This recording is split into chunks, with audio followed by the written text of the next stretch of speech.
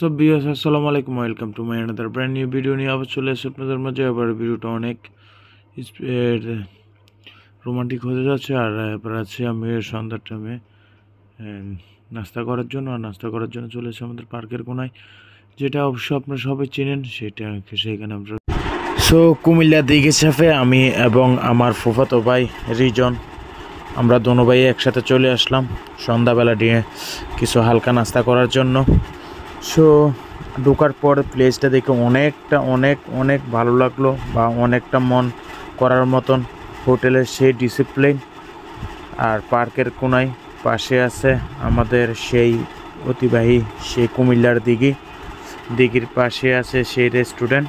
আর আমি একটু ফুল ডাইনিংটা আপনাদেরকে দেখাচ্ছি কীরকম। তো ডাইনিংটা কেমন হয়েছে অবশ্যই কমেন্ট বক্সে কমেন্ট করে জানাবেন। আমার ফার্স্ট এখানে আসা, তো আসার পর অলরেডি ফ্রাইড এগস, চিকেন মশলা আর চাইনিজ ভেজিটেবলটা অর্ডার করছে, যেটা আমার ফেভারিট খানা। সবসময় আমি এটা খাই রেগুলার। সেটা খাওয়ার পর সবজিটা যেমন তেমন, কিন্তু চিকেন নিয়েছিলাম, সেই চিকেনটা অনেকটা চাটনির মতন হয়ে গেছে। ব্যাট বলবো না, কিন্তু চাটনির মতন হয়ে গেছে এই চিকেন মশলাটা। কিন্তু অতটা চাটনি হওয়াটা ঠিক ছিল না, আর একটু ভালো হলে বা চাটনিটা একটু কম হলে ভালো হতো।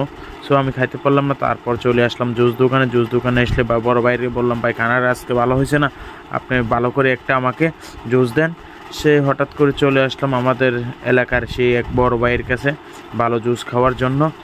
অবশ্য জানি আমাদের ঐতিহ্যবাহী কুমিল্লার বিখ্যাত জুস দোকান, সেই বিখ্যাত জুস দোকানে আমি চলে আসলাম। সেটা আমার বড় ভাইয়ের। অবশ্যই ডিসক্রিপশনের নাম, মোবাইল নাম্বার সব কিছু দিয়ে দিব। আর কারা কারা গেছেন অবশ্যই আমাকে কমেন্ট বক্সে কমেন্ট করে জানাবেন। কোন জায়গা থেকে আমি বলতেছি সেটাও আমাকে জানাবেন। এই জুস দোকানটা কে কোথায় থেকে চিনেন, কে কেমন চিনেন আমাকে জানাবেন। ওকে ভাই, দেখা হবে আরেকটি ভিডিও নিয়ে। আসসালামু আলাইকুম। সে পর্যন্ত ভালো থাকেন, সুখে থাকেন। আমার জন্য সবাই দোয়া করবেন।